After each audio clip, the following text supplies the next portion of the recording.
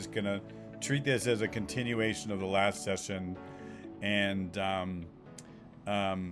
my goal for this session is to kind of round out the conversation about the model and then pivot to our work overall with advocates, and then also then the Kickstarter effort. And that will take us, I think, Shauna, to what time is the ending time for this again? I believe this one ends at 3:30. Okay. So that would be, and then we go right into the other one directly from there. I believe so. I'll double check really quick. All right. So we'll have about an hour together. So that's great. So thank you everybody for returning. Thank you for a great job keeping yourself muted and sort of the sound down in the last session. That's really wonderful. While we're waiting, just to give another minute or two before I jump back into the presentation, any lingering comments or questions from the last session? This is what I'd be doing if we're in person. Anything. We kind of jammed in 10 minutes of Q&A at the end of that. We've got a little more time in this session. Any questions, comments, reflections on what this means for your work? Let me, this is a moment where we can do this at the beginning of the session as well. So please take the opportunity. Comments, questions, reflections on what this means for your work, questions about how to connect it to your work. Yeah, Barbara. Hello, I'm wondering, oops, did I mute it? Nope, you're there. You're good. Nope, now you're muted. Go back the other way. Can you hear me? I can. Okay. So I am wondering, how do we get you into our local CPS up here in Northern Michigan? You talked to Sarah Huser, who is on Sarah. this. Sarah Huser I was in the last session. I don't know if she's here. Let me see if she's here. She is. Sarah is one of our certified trainers and model champions in Michigan. And so she is really one of your best contacts in the world for all things Michigan. Oh, Tiffany is here too. So Tiffany is here, Tiffany Martinez. So you have two people who are certified trainers in Michigan. They're real champions of the model. Sarah just left her email, Barbara, in there. So I would just go that way, all right? Where in the chat? Yep, in the chat. Okay. Yep, all right. Thank you. You're welcome. That was an easy one for me to answer. I like that one. And then Good. Tiffany, who's one of our certified trainers, wrote, the model seems intuitive, but it's not. It's such a struggle to get systems to faithfully adopt. And I think you're right, Tiffany. I think we're finding, just that systems really need to commit and really think through what it means to implement it. You can start with training small numbers of people. That's fine. But you really, when you kind of grasp the comprehensive nature of the model, and it touches on addiction services, mental health services, worker safety, perpetrator manipulation, cross systems collaboration, that really, to fully implement it, it requires a multi-year effort. But we've had places like Edinburgh and Scotland that they trained in 2014 just 40 workers in CPS, and it kind of snowballed to where it really was being used Scotland wide. Or Manchester, England, they did a similar thing, trained 40 workers, and then built up a whole collaborative structure around that effort. So you can start small, and you can start even as an individual practitioner taking courses with us. But again, Tiffany, you're right. It takes commitment. Pat, is your hand up again? Is this a new hand? Yes, Mr. Mandel. I wanted to ditto what you had said about being a CPS worker. I myself have been a CPS worker in Texas. And one of the things that I learned a lot through your trainings is, could you elaborate a little bit about, because once you learn about domestic violence, we don't recommend couples counseling. Can you elaborate a little bit on that, and what's your viewpoint on that? Yeah, it's a common understanding that couples counseling is not recommended as an intervention for domestic violence situations, and what I'll connect it to is that if we really are clear that the domestic violence perpetrator's behaviors and choices are the source of the harm, that you really get clear that this is not in this way a couples issue per se, the way most people understand it. I think most people think about couples counseling as something that kind of where you work on the dynamic in the couple. Domestic violence perpetrators can address their behavior whether they're in a couple or not, whether they're with that person or not. It doesn't matter because it's their issue. It's their thing to deal with. Then very much so. If the dynamics of control or fear are not identified, then couples counseling may not be a safe environment for that person to who's a victim to talk and to address what's really going on and to speak honestly. And so there's real concerns that those two things combined, the mutualization that often is the kind of framework of couples counseling that said, well, you all have a part in the problem and you all have a part in fixing it. And that may take the focus off the perpetrator's sole responsibility for their choices. And that also it may be an unsafe, unfair environment for the survivors. So those are my kind of, other people may have other views on that, but those are the two ways that I think about that, why that is often not appropriate. Now, what I want to say is that I think we need to really understand that survivors desire to stay with a person who they love, who may be important to them culturally or community-wise, may be the father of their kids, may be important to them for their religion and their culture. A survivor's desire to want to stay with that person is not a problem. The survivor's desire to stay with a person is not a problem. And sometimes what we do is we make that the problem. Oh, she keeps wanting to be with him, or she wants to be with him. Our conversations with survivors is really about safety, well-being, support. And she has a right to want to be a family or connected to her culture and be safe. Her desire to have a safe family for her kids and be with the father of kids is not a problem.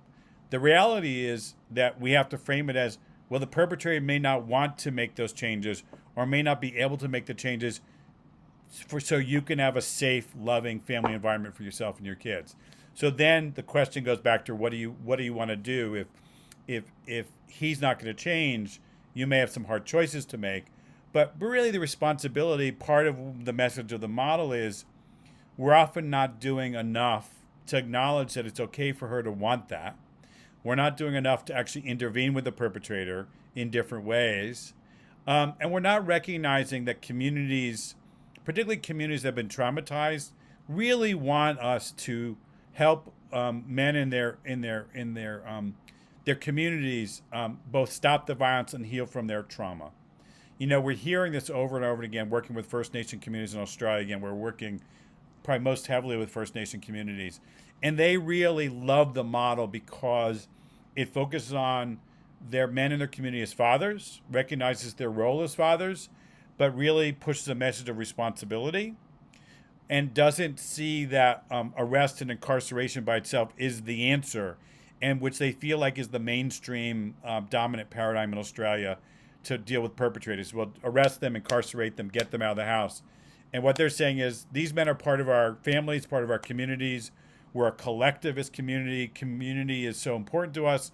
So the idea of kicking somebody out isn't our ideal. Our ideal is helping somebody be better, be a safer part. So again, we have to really look and reflect on, are we equipping our communities and our teams and our mindset to say our goal is actually safety, not separating families. Our goal is improving the quality of life, freedom of autonomy for survivors, safety for survivors. They have the right to feel safe in their own home. Not budging on the safety and the well-being at all, but really understanding that by ourselves, sometimes a simplistic answer about separation either doesn't achieve that or isn't what people want. And so that's a kind of longer answer to this, but it's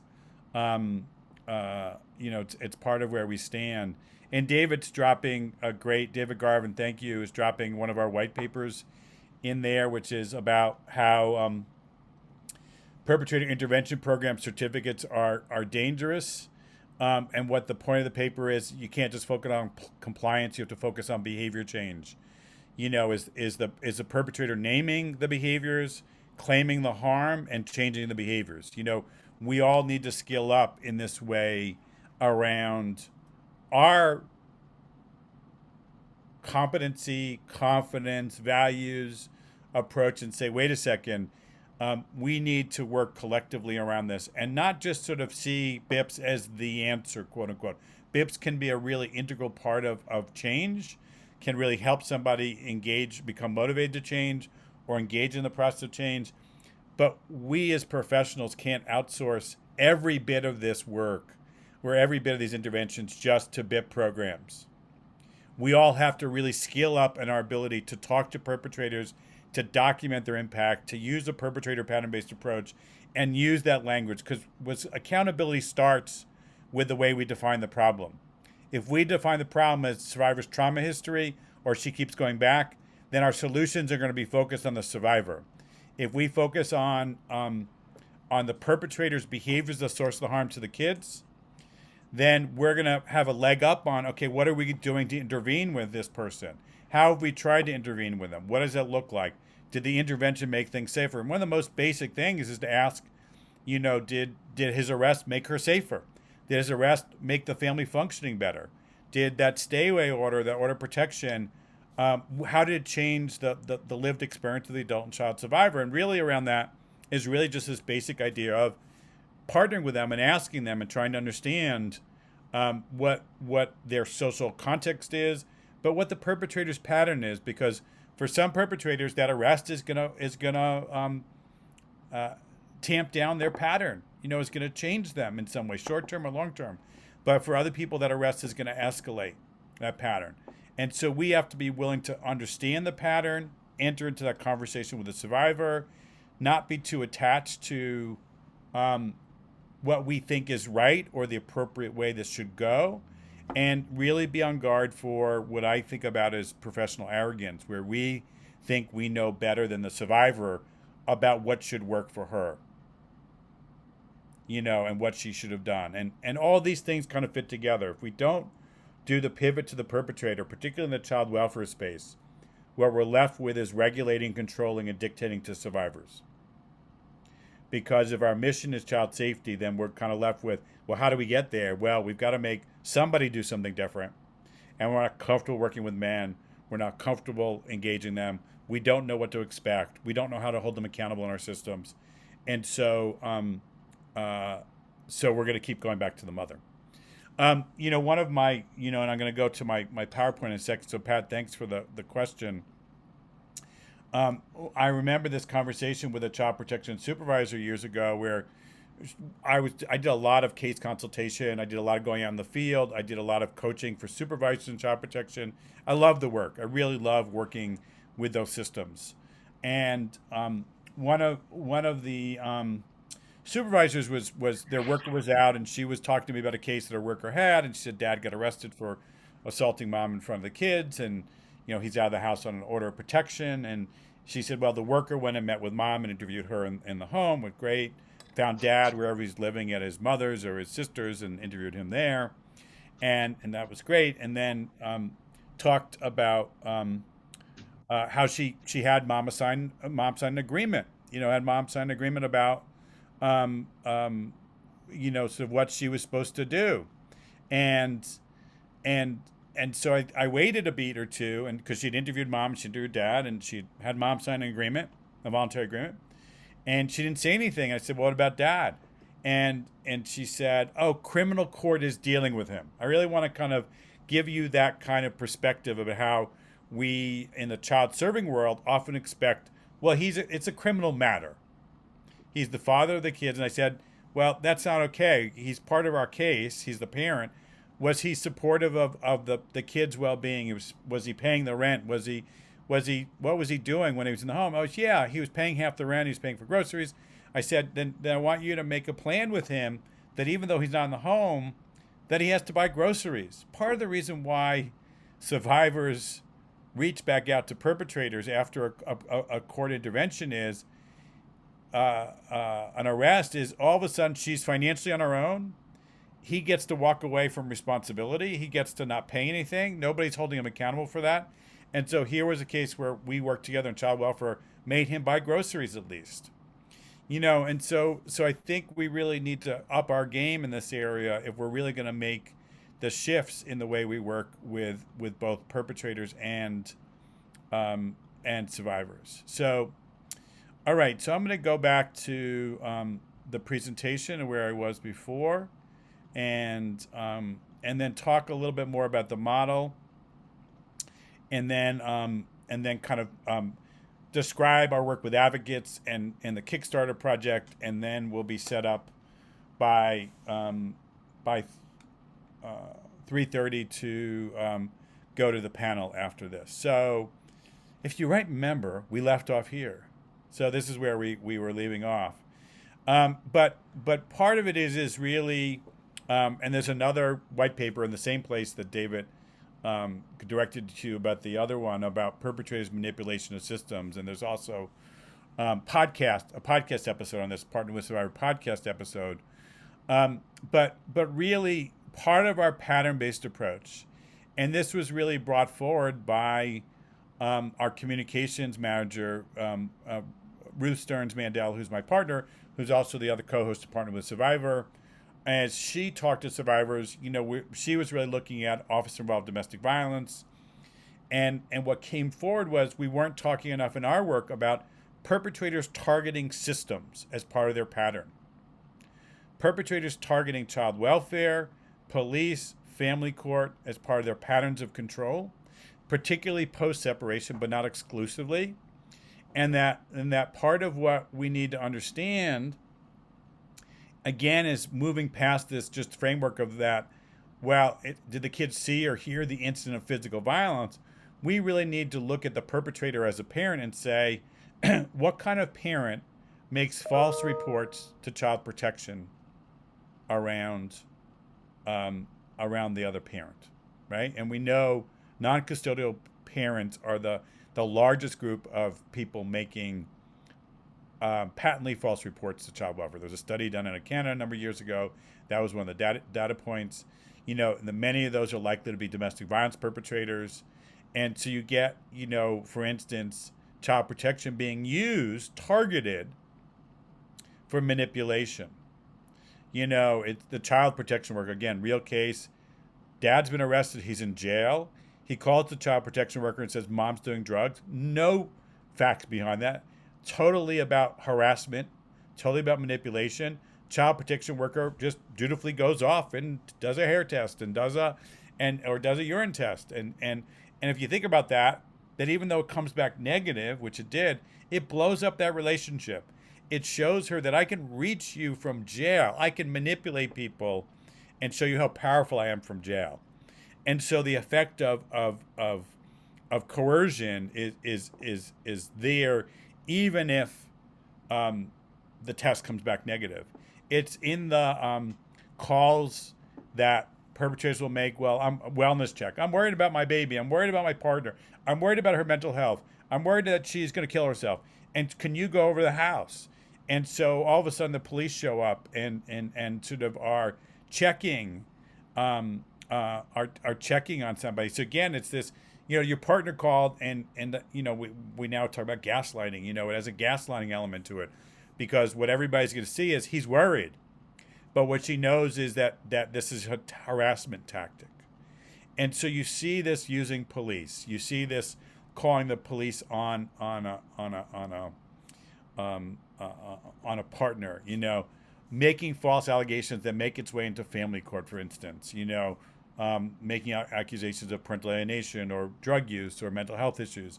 So again, family court. But all these three systems that are here are targets for perpetrators and are vulnerable in different ways. And so it's really important for us to be aware about looking at perpetrators' patterns of using systems, manipulating systems, getting systems on their side.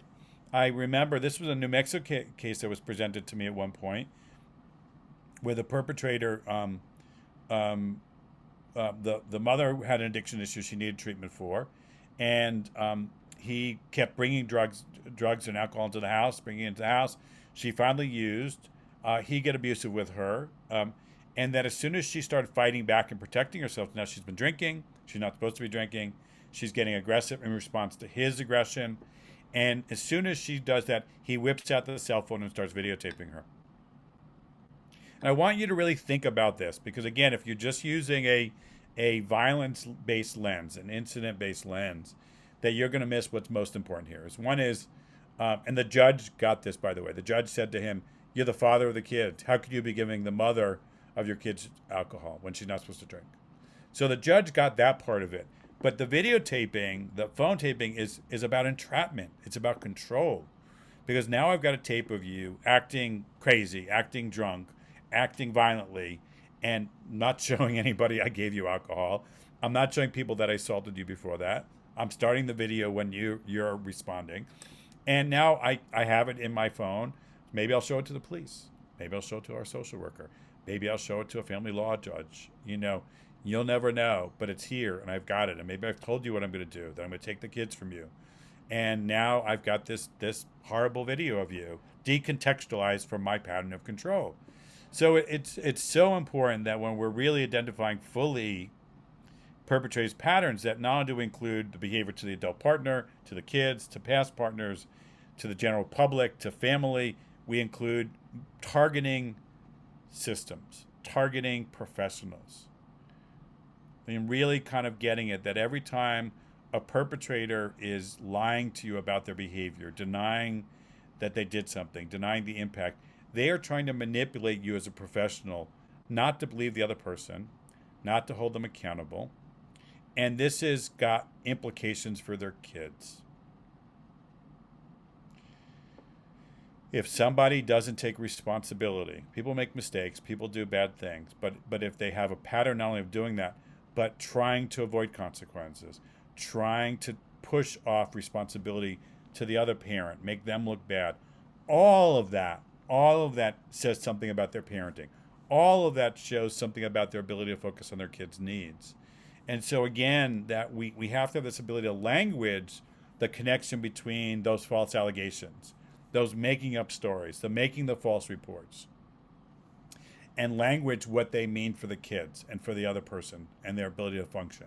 Because this is the way we show harm, this is the way we show people's patterns, and it's so critical.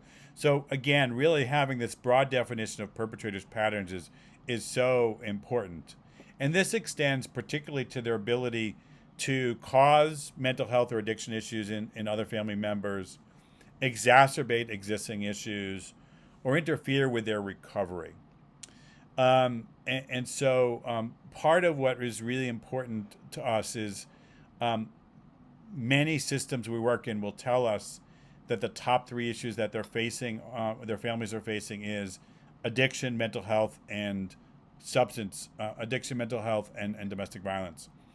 But they won't have the language to talk about how these things intersect. They'll talk about a laundry list. Family has a history of mental health, addiction, and substance abuse. And the answer is to send everybody out to siloed services, separate issues. But it's so important for domestic violence informed practice and this perpetrator pattern-based approach to ask the question, what has the perpetrator done to contribute to the child's behavioral health issues, cause the child's behavioral health issues, how they interfered with the child's care, like those examples I gave at the beginning, don't go to counseling.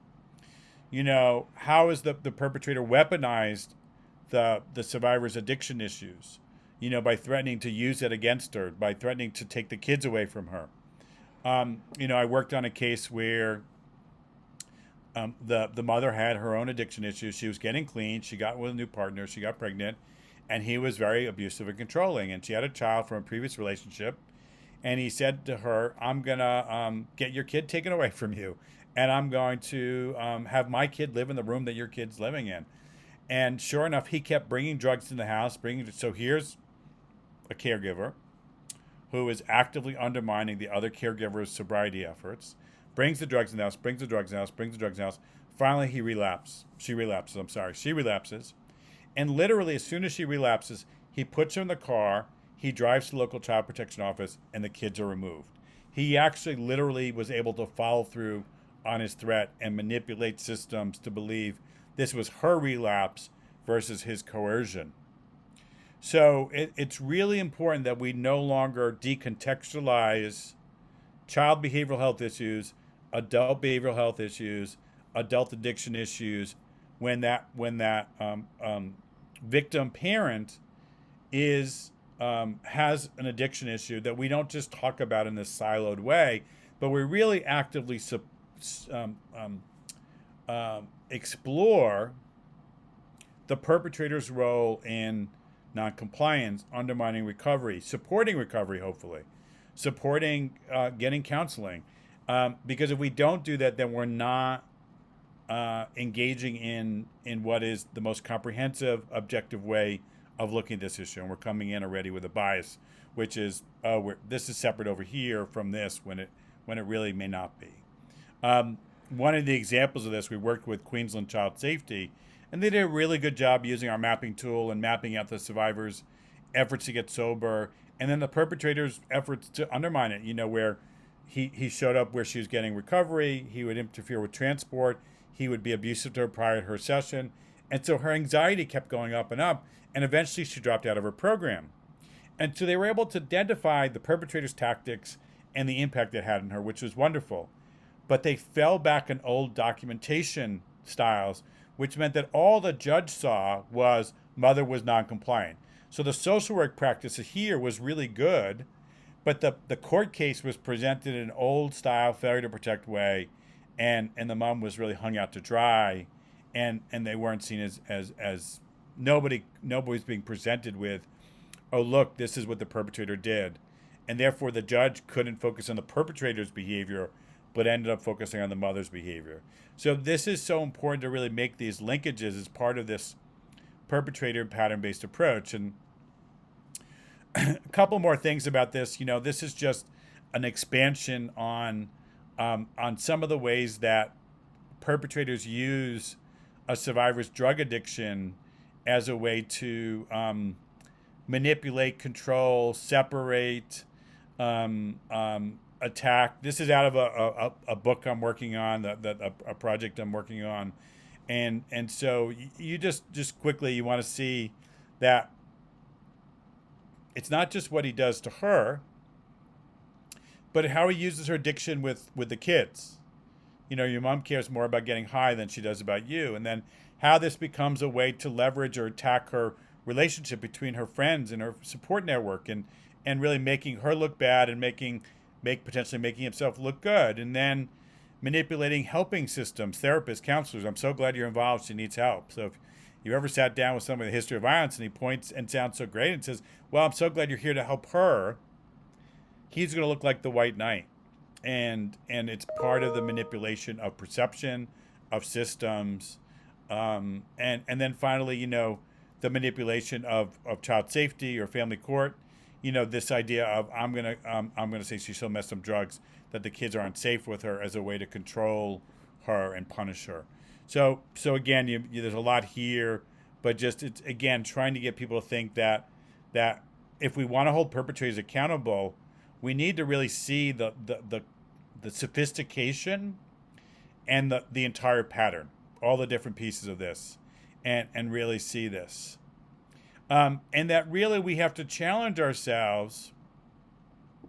We have to really challenge ourselves in the way that this kind of thing raises up, which is, if we have a survivor who needs to attend treatment for her addiction or even mental health issues, for her trauma, and we don't address the risk. So we have a scenario which is that mandate for survivor to attend treatment times unaddressed risk from the perpetrators sabotage your survivor's code. Maybe it's supposed to be plus there as well, but it equals higher risk of relapse and treatment noncompliance. If we don't ask the question, oh, mom, you need to go and get recovery, but you also have an abusive partner, how is he going to sabotage you? Let's talk this through. Is he going to be comfortable if you start getting sober? What is this pattern going to change? How is it going to change if you start getting sober? Is he going to get in the way of you going to meetings? Is he gonna watch the kids, and you feel safe about that if you're in the program and he's at home with the kids? Are you worried he's gonna hurt the dog? I mean, these are like real conversations we need to have with survivors, because if she's gonna be successful in her program, we need to wrap our arms around her and make sure that she's not being attacked or sabotaged or undermined by an abusive partner who's got a mission to control her, a mission, and may like it that she's using, and may like it that she's vulnerable, and may like it that she's not able to get a job. And so you get, if you don't address it, you get this higher risk of relapse and treatment noncompliance. You may get a higher risk of removal of kids, loss of custody and access in family court, and you get this higher risk of harm to both the adult and child survivor. And so I've kind of thrown this out here in a provocative way that if we know that she's got an abusive partner, controlling partner, and we know she's got an addiction or mental health issue that needs treatment, to not ask those questions may be malpractice, because we're setting her up to fail. And then we're going to blame her for failing. And this is about us looking at our approaches and saying, wait a second, we can change this. We actually have the power. I think so much of what is going on in domestic violence is so hard to control and so hard to change. These are all things we can change. These are all things we have control over. Now, how successful this intervention will depend on lots of things, but there's no chance of it being successful if we just say, oh, Mom, go to your substance abuse program and let's not safety plan with you around that. Let's not plan for your ability to get there. Let's not work out how he might try to undermine this. We have complete control over that, and we can start doing that immediately in our practice. I'm going to skip over this, and because I want to make sure I get to the KickStarter stuff, and I also just want to talk about for a moment about survivors' protective efforts, because it's, in addition to that pivot to the perpetrator, is this partnering, and the partnering is built on this understanding of survivors' strengths. And just to kind of comment, before I do this, Sarah's saying in the chat box, I've seen training participants really get the kinds of story you're sharing right now, but have a difficult time operationalizing their thinking in their own practice. Can you please talk about partnering with survivors looks like in not decontextualizing the coercive control? Sarah, I think the really simple version of this is to always remember the perpetrator and their pattern. And to never, even when you're working with the survivor or the kids, to never forget their presence. Presence not being in their own room, but their presence as a factor in the lives of the survivor and the child survivor and the adult survivor. And really kind of, well, is there something we need to be thinking about here related to the perpetrator? How might they react to this? How might they influence this? But when we get to sort of the specific decontextualizing, if you're a mental health professional or advocate, for instance, you need to really be asking the question not about just the symptom diagnosis and the treatment plan, but you need to be saying, well, tell me, let's look at the context of this. Are you still in danger? How is this person treating you now? Have they taken responsibility? Are you worried that they're going to use you being here and counseling against you in family court? Ask the questions that to recontextualize that, Sarah. I know you know this, and it's a great question to get me talking about it. But recontextualize it. A great example came up with this out of the KickStarter project, which is that in the KickStarter project, one of the advocates, and I can't remember, she's one of them who's going to be on the panel, she said, I had a woman come in and say, I'm crazy, I need a diagnosis. And the advocate who said, well, before Safe It Together, I would have just written a referral for a mental health service. And she said, instead, I did what you had trained us to, this pivot to the perpetrator. And I asked her questions about the perpetrator's pattern of behavior, what he did, how it impacted her. And at the end of the conversation, the woman and the advocate kind of combined said, wow, I'm not crazy. I don't need to go on mental health counseling. I'm just having a normal response to his behaviors. And to me, that's such a victory for everybody, which is she felt validated.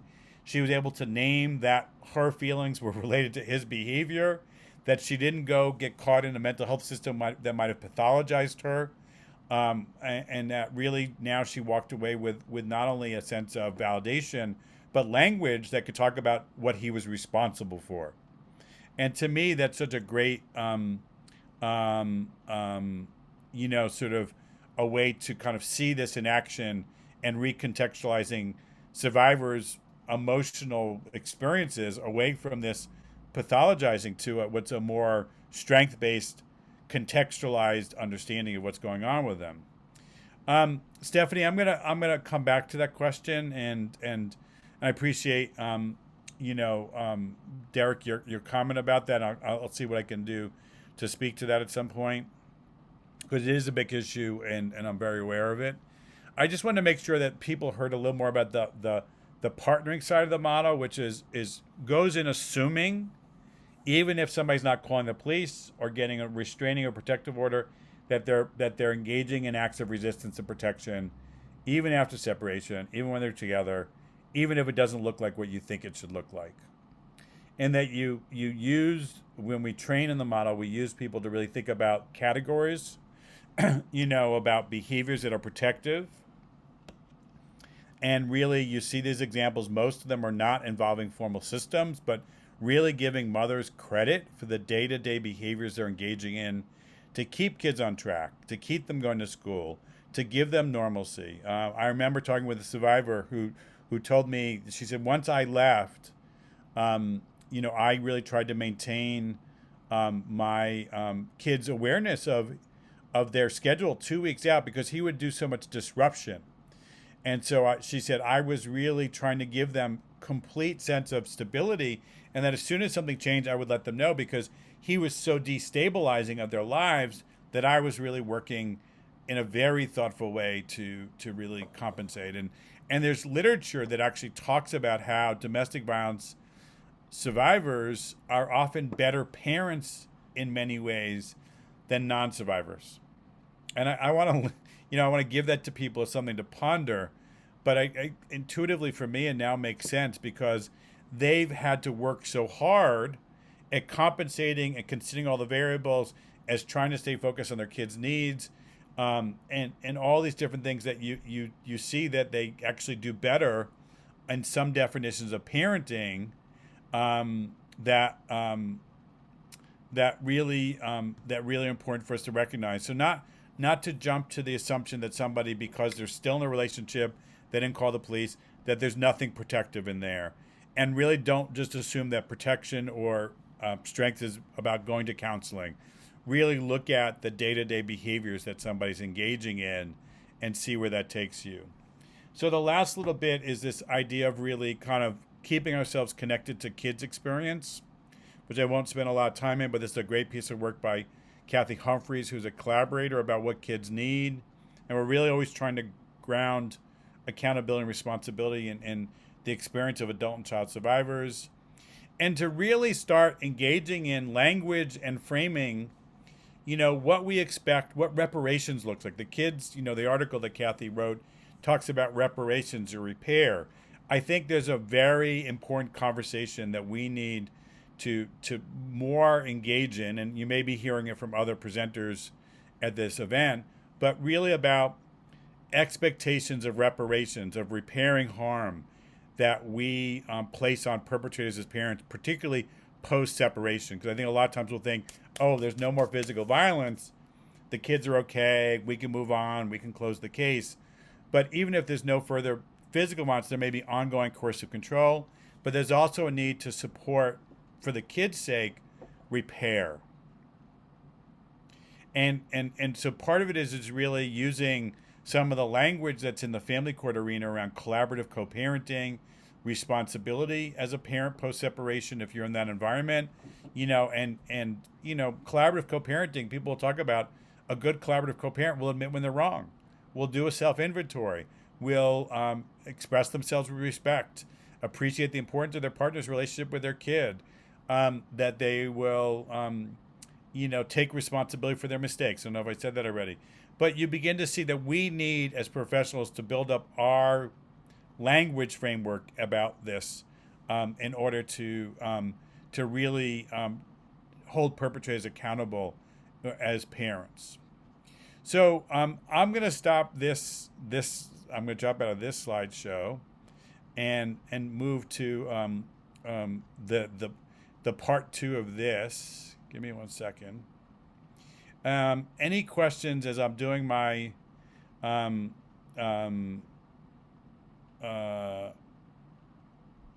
my kind of change in slides? Any quick questions that people want to ask me?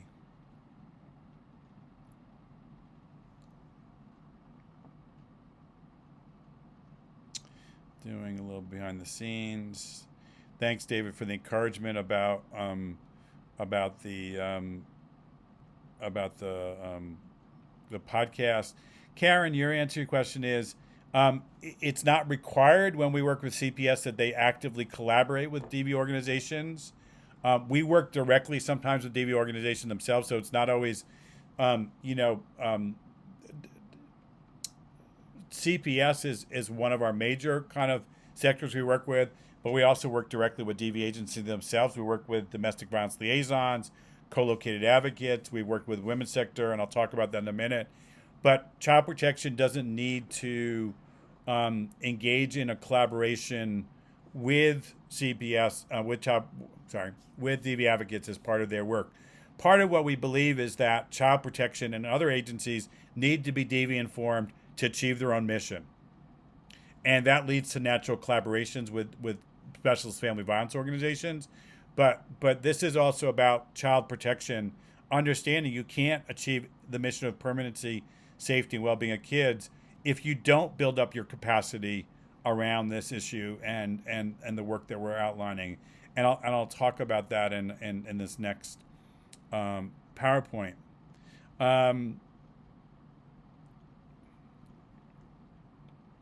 So, we have a long-standing relationship with New Mexico at this point, and our first part of work with New Mexico was 4 or 5 years ago, and I can't remember, and it was funded under the Children's Justice Act money, but it was through the coalition, and we had a great collaboration there, as we do now, and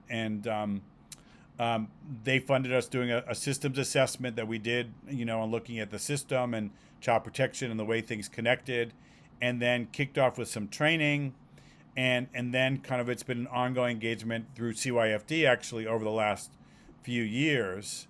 And the KickStarter project is an example of some of the work we've done, going back, Karen, to your point about specifically engaging around advocates and in the context of their collaboration with child protection.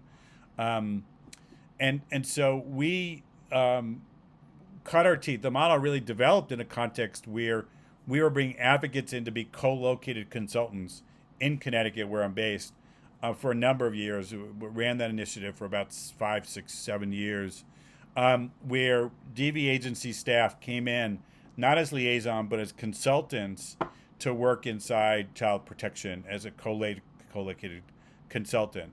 And off of the back of that work, really, we also did an advocacy institute where we did 6 months of teaching and coaching for advocates nationally. We supported co-located advocates across the country: Oregon, New Jersey, Delaware, Florida, Michigan, New York State, Texas. And, we've done a lot of work in different places where we've targeted advocates. And one of my first pieces of work with the Green Book, many of you know the Green Book going back years, was actually doing in New Hampshire work with advocates about how much their knowledge and expertise was needed by child protection, how their expertise around safety planning, navigating systems, validating survivors was skills and that child protection needed to pick up. And so I'm really I've been deeply embedded in this sort of cross-sector conversation for decades. We even supported specialist positions that weren't advocates, in New York City and in the District of Columbia, that really looked at sort of how do you bring that expertise into a child protection setting. But so much of this work has been with advocates, and so you can see why this increases collaboration. And like I said, in Ohio, I think I said this earlier, in Ohio, we did work both with child protection in the counties, and we were working with ODVN, the DV provider in the state, the coalition, the umbrella organization. And we'd start seeing as we did work collaboratively using the model, that people would say we have increased trust, we have increased confidence, we don't fight, we don't always agree, but that we have a framework that we can feel comfortable with. And so if you look at this sort of applying Safe It Together to helping survivors, you look at the lens of what it's going to look like when we work with child protection from a survivor/advocate perspective. One is that we help shift conversations to focus on perpetrator responsibility as a parent. That's a big shift, again, away from the failure to protect paradigm. One of the advocates we coached, they were working in, I can't remember what state they were working in, but they applied the model and they were training their peers and their agency around the model. And so what ended up happening was somebody was running a group for child protection referred survivors. And those survivors, as you imagine, they were quote unquote mandated to seek DV counseling. And they weren't happy when they showed up in group. They were angry. They felt ashamed. They were sad they were there, all these different things. And so the check-in the first day was really, the first check-in was, got all that out. There's just a lot of difficult, powerful feelings in the room. And then the facilitator who was trained or had exposure to Save It Together said, now we're gonna do another check-in. Tell me about your partner's parenting. So here we are, survivors mandated to be in a group by child protection because of their partner's behavior in almost all the circumstances, but they're being forced into services. And so here you got, this facilitator saying, let's not talk about you, let's talk about your partner. And she said that the room changed completely. The affect in the room changed completely. That survivors were upbeat, engaged, optimistic. They felt validated. And so you can see here that shift to focus on perpetrators, why it works for CYFD, for child protection, but why it works for survivors. Again, the model is helping identify. You're going to see this all played out in the KickStarter project in a moment, helping advocacy by better identifying survivors' parenting strengths. We learned from working with advocates in Florida that they said to us, to be honest, when we're trained to identify survivors' needs and then case manage to help them get those needs met, right? So I have a housing need. I'm going to help you navigate the system. I'm going to help you do that. Brilliant. So important. What they said to us, and it was a little bit, I don't say embarrassment, but almost confidentially off the side, we're not being trained to identify survivors' parenting strengths. And this is one of the things that child protection needs to hear, what survivors are doing right by their kids. If the conversation is all about how she's being harmed or hurt and is being diminished in her capacities, then child protection is going to reasonably appropriately look at it and say, if she can't keep herself safe, then how can she keep the kids safe? But if instead we raise the dialogue about how hard she's working to keep the kids safe, all the way she's actively trying, it's much harder. People are much more reluctant to remove children from somebody who is actively trying to keep them safe. And so part of shifting the paradigm is really bringing out those survivors' active protection and strengths as it relates to the kids particularly, and really seeing her as active. So again, that's part of what's attractive in this kind of collaborative environment. Provide shared perspective and pivot to the perpetrator's responsible party, connects it up across services and court filings. So consistently through the system, we're seeing this doesn't drop off when all of a sudden addiction issues come up, for instance, because the danger is, we'll substitute his addiction counseling for his behavior change work. And then provide the ability to focus on perpetrators in a way that helps marginalized communities and really, kind of looks at, like I said earlier, about behavior change and really kind of offers opportunities for behavior change and accountability that are child-centered, which is more likely to create change. I mean, just the research to me is really clear and points to the idea that, unfortunately, perpetrators are more likely to change for their kids than for their partner, which in some ways shouldn't surprise us because kids are a motivator for a lot of things that adults do. But really, it's a way to kind of have a more holistic approach, which often is very consistent with marginalized communities, collectivist communities, people who are concerned with not just the health of a individual family unit, but a wider community that's experienced trauma.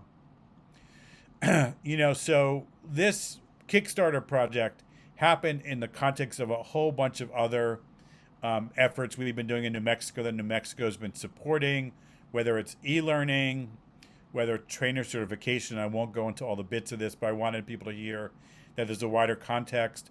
Integration with safety organized practice, which is the New Mexico CYFD practice framework, using coaches and supervisors to reinforce messaging, all these different things that have been part of the bigger picture in New Mexico with change. So the Kickstarter is part of that. And that CYFD staff has identified that these are some of their goals. This is the community office manager, the comms. This was some work we did a few years ago. They wanted to see these change happen, and these were going to be some of the measurements of whether they were successful or not. So again, there's been a lot of engagement with CYFD. That's a backdrop to the Kickstarter project. And so the pilot, which was started only in February, I think, had these goals. So now we're getting down to the pilot and what it means for what the panel is going to talk to you about. These were the goals to do this improved collaboration, do it in a way that's time limited. We started, planning was early in the year, but the actual engagement may have been March, and David Rivers or may be able to kind of tell me better, somebody from one of the sites. And it's ending formally in June. So March to June, it's 4 months or whatever that is. And so it was meant to be very clear, very defined what the activities were, and really a short time to see what we could accomplish in a short amount of time. And so the guiding questions were, hold on a second, I'm gonna do this here. Give me 1 second, I lost. It was very tool focused, and it was really focused we did minimal training. We actually exposed people to some of our online courses, gave them the opportunity to take it, but our focus was on, here are some tools, use them, practice them, we'll coach you around them, try them, do something different, see what difference they make. So how can I use these tools and this information to improve my work with families? How can I use these tools and this information to improve communication, coordination, and collaboration with the other system? And then what do we need to do to change in terms of processes and procedures? So this was not a training heavy, or the training will change practice. This was a really focus on tools, policies, procedures, and it involved what I want to say is a kind of a parallel play, occasionally meeting up process. This is kind of the way I want to envision it. I want you to envision it, which is, David, it's 5 minutes. Just want to give you your 5-minute headway. Thank you. That we really looked at sort of having them meet separately first and get exposed to the model separately first and the tools, because our belief is you throw people together who have tensions, and I won't go into all the tensions that are there historically between child protection and the women's sector, but those tensions are there about confidentiality, about roles, about responsibilities, and who your client is. That if you put them together without changing the way they think and work, that you're just going to get more friction. And why do that? Why create more friction? So we gave them a chance to meet alone with our staff, get coached, start using the tools, then come together with joint trainings, go back and meet in their teams, get coached, come together for a joint training. We got a chance to talk about collaboration. At the same time, we met with their leadership on an occasional basis. How is this working for your staff? How do you institutionalize this? How do you build this in? So it was really very I want to say very light touch in a lot of ways. And so we wanted them to adopt, the advocates and CYFD, to adopt these strategies. Sort of using the tools to improve protective capacity identification, overall safety planning. Kind of using those things to develop strategies to communicate with CYFD about strengths. So remember, I said earlier, there's a gap in the conversations around survivors' protective strategies. So part of the goal is to raise up the capacity of advocates to share and identify protective capacities, and for CYFD to become more receptive and look for those themselves. So again, think about, I keep doing this because they're getting the same message, and then they're coming together with a common framework. And to sort of use that perpetrator pattern-based approach, even in advocacy, to pivot to the perpetrator. And this is the same thing we've been doing, in our Michigan co-located project. Tiffany Martinez is on here, and we've been working with her for a couple of years around that. And so there was really this kind of giving them the tools, giving them the thinking, and then saying go. And then come together every once in a while to talk about collaboration. And again, I know it says advocates, but it's everybody got these tools. Our mapping tool, our STIM protocol, actually, our survivor protected capacity homework, our ally guide, our choose to change toolkit. Everybody, La Casa and CYFD, got the same tools. And so they had a chance to really dive into the tools, use them, and see their application. And I have to say, you'll hear how much this survivor protective capacity homework really kind of landed with particularly the La Casa staff as they talk about things. And so all these things were taught, they were supported. Each coaching session that my team did with each group focused on one of these tools and how are you using it. There was a check-in question to each of the coaching sessions. What are you doing differently? So again, there was a focus on behavior change of the staff. And so, so that you can see here the parallel, what the CYFD staff was trained in. Again, they were trained in all these things, the mapping tool particularly, the STIM protocol about looking at intersections and the work there. And then this was what was expected of them, again, to kind of give you a feel for this. And I know I've got 1 minute, Sean. I'll just wrap up here. But you can see that this was, each person may have attended in total over the 4 months, like 6 sessions or something like that. And so it wasn't every week. It wasn't all the time. It was a couple of sessions a month. And this is what they were expected to do. And you can see the emphasis on active use of the tools with clients and each other. And this was the milestones and the planning, and you don't need to see this. So this was the model, and we'll be talking about this in the next session with the people who are involved, and hopefully you'll jump in. Thanks, David. February was leadership, and March was with the staff. That you'll hear from them what they took away from it, what it meant to them, and how that all worked for them.